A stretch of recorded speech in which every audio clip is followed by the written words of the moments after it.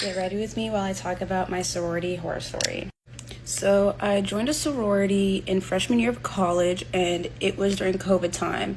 The main reason was because everybody during COVID was very much in their own world. They were not letting us interact that much, and my friend actually was joining a sorority as well. So we were just like, okay, like let's join a sorority together.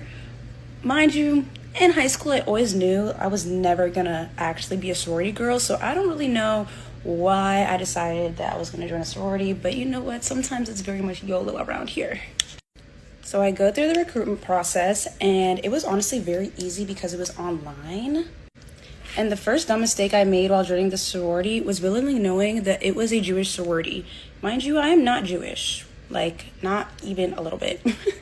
So I get into the sorority, and at first everyone was really nice. But another thing that I noticed, which is kind of a red flag, is like there wasn't many POCs, and you know the one black girl was very much giving token. But I was like, you know what, like let's just, you know, give them the benefit of the doubt. But another thing too was I didn't even end up joining the sorority that my friend joined, and I'm not gonna say any names about which sorority this was because I don't want to get in more trouble or more issues than I already was in from this entire experience, because it was actually kind of traumatic. So I was completely inducted into sorority by spring, but at that point we were about to go back home for summer break, so I didn't really get to experience the sorority. And by the time I came back in the fall, I already had a good amount of friends outside of the sorority. Keep that in mind. And in the sorority, I only had like a few friends that like I just ended up gravitating towards, but I never really went out of my way to meet new people, unfortunately. So I guess that was like my only like flaw in the situation, because I was very comfortable with where I was at. So boom, I'm in the sorority, and I ended up living in the sorority suite / house that was on campus. And this is where everything just starts getting really weird. Every Sunday, we would have chapter meetings, and right after the chapter meetings, we would go back to the sorority house, and there were about 10 girls that lived in this house, and this was actually the first time I ever had a roommate in my life. I'm an only child, so that was also, like, jump scare as hell for me. Let's say my roommate's name was Megan. Megan had a friend named Lucy. Lucy lived in the sorority house with us, and one thing that me and Megan used to do in that sorority house was... And I'm the type of person, like, if I want to with you, I need to trust you, and I need to know that you're not like a weirdo. And usually I can feel those vibes very quickly from somebody just by the things that they say. And one thing about Lucy, she used to talk about all the girls in the sorority all the time. And if it wasn't about the girls, it was about her man that broke up with her. So one day, Lucy comes to Megan and I's room and asks if she can... And I was the one that had the gas at the time, and I point blank said no. And that's where everything really just unravels. After I said no, she was super standoffish with me. She got my roommate Megan to kind of like turn on me in a way, but at this point I didn't really care because I still had like friends outside of the sorority, and I was never in the suite. Like I just never went to the suite. I never went to any of the events. Like they even threatened to fine me because I wasn't going to these events with the other frats. Like, huh? Now back to chapter on Sundays. Every day after chapter, we would go back to the suites, and someone thought of the bright idea to do pyramid style rankings of the girls in the suite. If you've ever watched Dance Moms, it's those pyramids that Abby would do, rating the girls and their dancing skills. We were doing that in the suite. So every Sunday, a girl would get chosen to do a pyramid, basically rating her favorite girl in the house. And it would usually have a different theme. Like some themes would be like food related, or like, I don't know, flowers or something, or like something like personal to them. And one fateful Sunday, it was Lucy's turn to do the rankings. I also want to add that majority of the time I was ever on a pyramid, I was at the bottom. And like I said, mainly because I just didn't really make an effort to like connect with these girls. And I had already made like great friends outside of the sorority. So when it was Lucy's turn, I kind of expected to already be at the bottom of the pyramid. But I just did not expect the picture she was going to use for my bottom pick. So boom.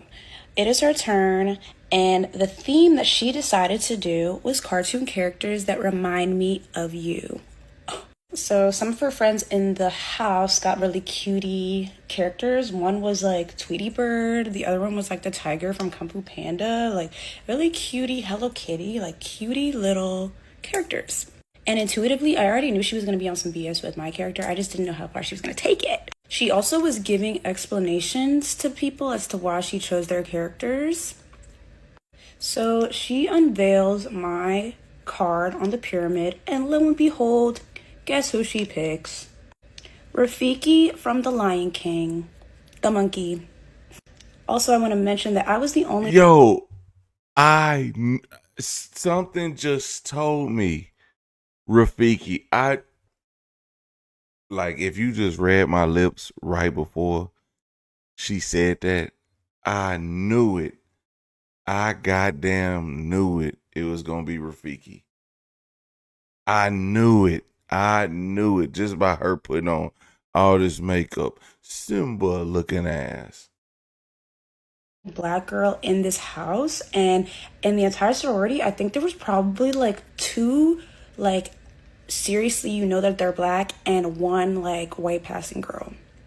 Also, I had like an acquaintance in this house, and whenever they unveiled that card, we both gasped. Like, it was crazy. And Lucy's response as to why she chose this character for me was literally just because. She said, I chose Rafiki because, yeah, you just kind of remind me of her. And these girls being low-key dumb, like every Sunday they would post these pyramids on their snaps. And this one time that they posted it, everyone was really shook because people know who I was. They knew who I was because I'm like the only black girl there. Like, they know me. I make my mark. So yeah, this situation happened, and since it was on Snapchat, everyone knew what was going on, and it kind of became like an overnight sensation at my school. So the next day, we get a message in our sorority group chat not to wear our letters out and about because people were threatening people and going on the street and being like, oh my gosh, you're part of this sorority, you guys are racist. And at this point, I never got any like apology or anything from Lucy, and everyone was just like in shambles. They actually had to call an emergency chapter meeting. And it wasn't until later in the day that Lucy came into my room and she just started crying. Like, she just started crying. And she didn't necessarily apologize, but the one thing that she did say that really stuck out to me was, I really don't understand the issues that affect other communities. I only know the issues that affect mine, because she was Jewish. And mind you, this is like 2021. Like, George Floyd had happened like a year prior, and we were actually mandated at school to take an anti-racism course. So what are you talking about? And she was a year older than me, so you have to be a little dense. Not a little, a whole lot of dense. So after all that happened, a few days passed by, and I was out at a friend's house, and a mass text message was sent. And in that text message, they basically were highlighting the situation, and they sent it to the entire sorority and people that weren't even in the sorority. And they were exposing everybody. They were exposing who was in the room, the leadership, who did it, like the whole thing. And I'm freaking out because the first thing I'm thinking is, oh my gosh, like they're going to think I did this. And mind you, like I didn't really care about the situation like that until people were telling me to care about it, because it was like highly racist. But I ended up going back to my sorority suite, and everyone was just gathered around Lucy because she was crying and sobbing, and she was just like, oh my gosh, like I feel like my life is in danger, like my mom has to get the FBI involved. And everyone thought that I was the one that sent the text message, and I literally came in there and I was like cracking up. I was like, I'm so sorry that this happened, but like I did not send that text message. But long story short, Lucy ended up leaving the school for a little bit, and I ended up having to write a whole letter about how I don't want to be in the sorority anymore, and nationals of our sorority chapter actually got involved. I had to do my eyes off camera. But all in all, I feel like this situation definitely marked me in college, and a lot of people remember me because of it, not because of who I am as an individual, so that kind of sucks.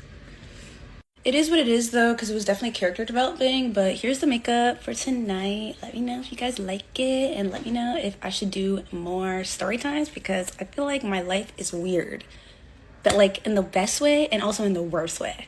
Okay. What to do, everyday people, man? It's your boy PJ. Today we back with another lit video. Back in the confessional. Yes, we're staying lit, bit dog. Man, listen, man. We already knew these. We knew.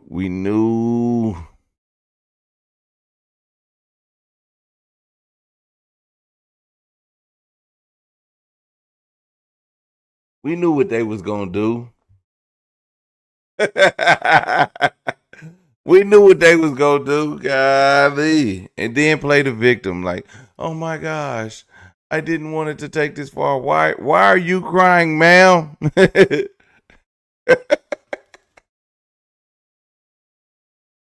You know you did this to somebody. That person is over there laughing at you, crying. She's probably laughing because she's trying to hold herself back from crying. Like, bruh, oh my God. I hate that. I hate that. I hate that when it comes down on them and they be like, man, I promise I wasn't being racist. Okay. You weren't being racist, but you were using racial connotation like you're living under a rock. You're in college, mind you. You've lived over 18 years of your life not knowing what's going on in the world, especially she said George Floyd happened. If anybody had lived through George Floyd, then y'all know exactly what I'm talking about. So I just can't get it. I couldn't give that woman no damn grace. Are you serious? Why would you do that? Why would you think that that would be okay? Okay, let me tell you. The University of Oklahoma has they had a fraternity, right? This fraternity, I don't know if I was going to the school at that time or what. I think I was.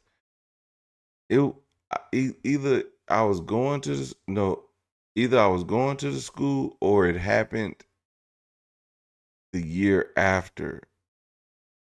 One or the other. I think it or it happened the year of. Either I was going to the school or it happened the year after. I can't remember, but I remember it being a lot, and it was just like it didn't happen before I went there because that would have been the talk of it. But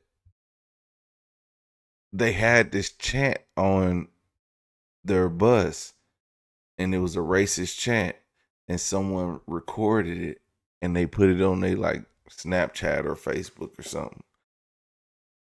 And everyone was like, what? Is this OU?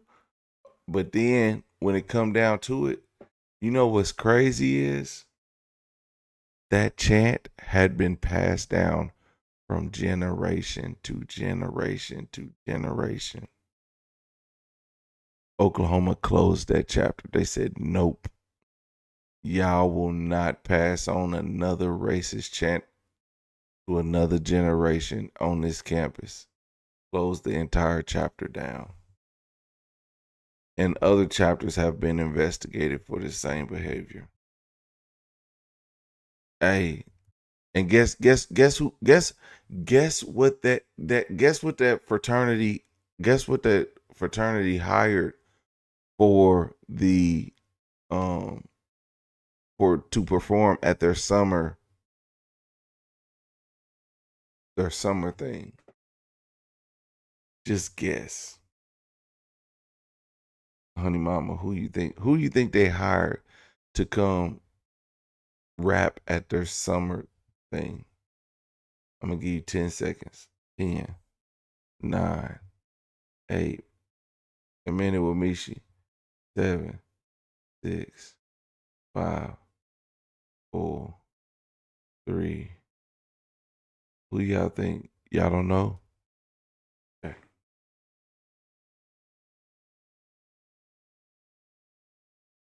2, 1. Okay. Uh, No answer. All right. They hired Waka Flocka Flame.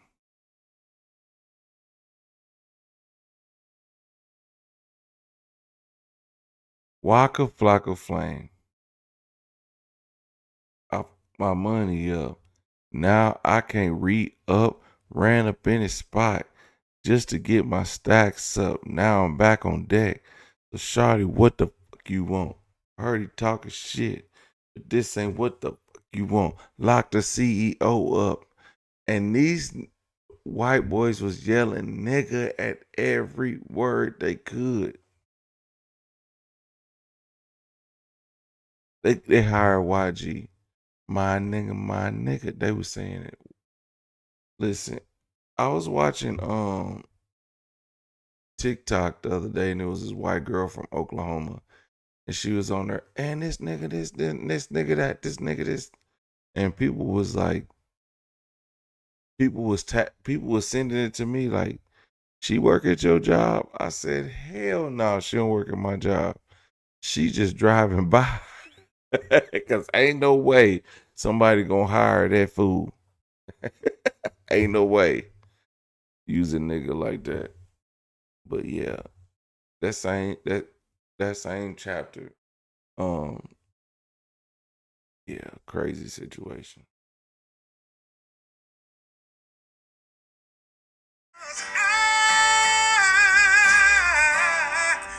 Everyday people. Day and night. For some women, it can start working in as fast as 1 week.